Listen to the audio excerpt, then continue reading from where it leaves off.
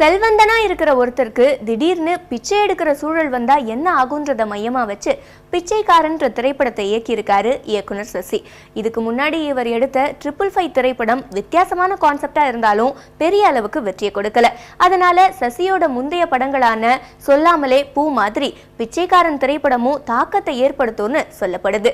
March 4ஆம் தேதி இந்த திரைப்படம் வெளிவர இருக்கு. இந்த நிலையில படக்குழுவினர் படம் பத்தின நிறைய சுவாரஸ்யமான விஷயங்களை எல்லாம் நம்ம கிட்ட பகிர்ந்துகிட்டு இருக்காங்க. அதை இப்ப பார்க்கலாம். ரொம்ப கஷ்டப்பட்டு வளர்ந்தேன். எனக்கு நான் எதையும் பெருசாக மாற்றிக்கல. எப்போ போல் எல்லா படத்துலையும் நான் நார்மலாக நடிக்காமல் நிற்பேன் இல்லையா, அப்படி தான் நின்றுருக்கேன். பெருசாக பண்ணல. நான் நிறைய மேடைகளில் சொல்லியிருக்கேன்,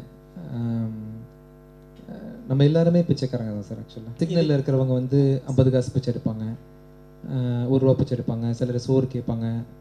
நான் வாய்ப்பு கேட்டிருக்கேன், இன்றைக்கும் ஃபைனான்ஸ்க்காக பிச்சை எடுக்கிறேன். ஸோ அதனால் பிச்சை எடுக்கிறதோ நம்ம என்னை தாழ்த்தி ஒரு இடத்துல உட்காந்துக்கிறதோ எனக்கு புதிய விதமாக எனக்கு படலை. இந்த கேரக்டருக்குள்ளே ஈஸியாக அடாப்ட் பண்ணிக்கிட்டேன். எனக்கு சரியாக பதில் சொல்ல தெரியல, ஈஸியாக இருந்துச்சு ஆக்சுவலி. ஏன்னா இவர் ப்ளஸ்ஸே என்னென்னா, இந்த கதையில் என்ன யூனிக்னஸ் இருக்கோ அது யார் வந்தாலும் இவர் ரெடி படம் பண்ணுறதுக்கு. அதுக்கு ஏற்ற கதையில் ஏதாவது ஒரு வித்தியாசம் இருந்தால் படம் பண்ணிட்டு வருவார். அதே மாதிரி வித்தியாசம் இருந்ததுனால தான் எனக்கு கொடுத்தாரு தவிர நான் சான்ஸ் கொடுத்தேன் அப்படின்னோ இல்லை குரு அப்படியெல்லாம் எதுவுமே கிடையாது. ஒரு நல்ல கதைக்கு ஒரு ஆஃபர் பண்ணியிருக்காரு, அவ்வளோதான் சார். இந்த படத்தை கதையை கேட்கும்போது படம் நிறைய இடங்களில் என்னோட கண்ணீரை அடக்கிட்டு இருந்தேன். கதையை சொல்லி முடித்தவொன்னே என்னால் கண்ட்ரோல் பண்ண முடியல சார். என்னால் குமுறி அழுதேன்னு சொல்லலாம். இது வரைக்கும் நான் அப்படி ஸ்கிரிப்டுக்கு அழுததில்லை. என்னை வெறும் கதையிலேயே விஷயங்கள் காட்டாமலே இவ்வளோ பாதித்த கதை ஸ்க்ரீனில் எப்படி இருக்கும் அப்படின்றத முழுசாக நம்பி கதையை பிடிச்சி நான் அந்த ப்ராஜெக்ட் பண்ணேன். சில இடங்களில் உண்மையான பிச்சைக்காரங்கள் இருக்கிற இடத்துலேயே போய் என்னை உட்கார வச்சு அவங்களுக்கு கொஞ்சம் பணம் கொடுத்து அந்த ஷூட்டிங் நடத்தினாங்க. அப்போ நடத்திட்டு இருக்கும்போது சில அம்மாக்கள்கிட்ட பேசும்போது, பிச்சைக்காரங்கள்லாம் பிறக்கும்போதே பிச்சைக்காரங்களாம் யாரும் இல்லை சார். மருமகள் கொடுமையினால பையன் சரியாக கவனிக்க முடியாமல் வீட்டை விட்டு வெளியே வந்த ஒரு அம்மா பிச்சைக்காரியாக இருக்கிறாங்க. ஒரு ஆள்கிட்ட கேட்டுட்டு இருக்கேன், நீங்கள் என்ன சார் அப்படின்னு பேசிகிட்டு இருக்கும்போது அவர் சொல்கிறாரு, நான் ரொம்ப 4 வருஷம் இங்கே தான் பிச்சை எடுத்துருக்கேன் இந்த கோயில் பக்கத்துலன்றாரு.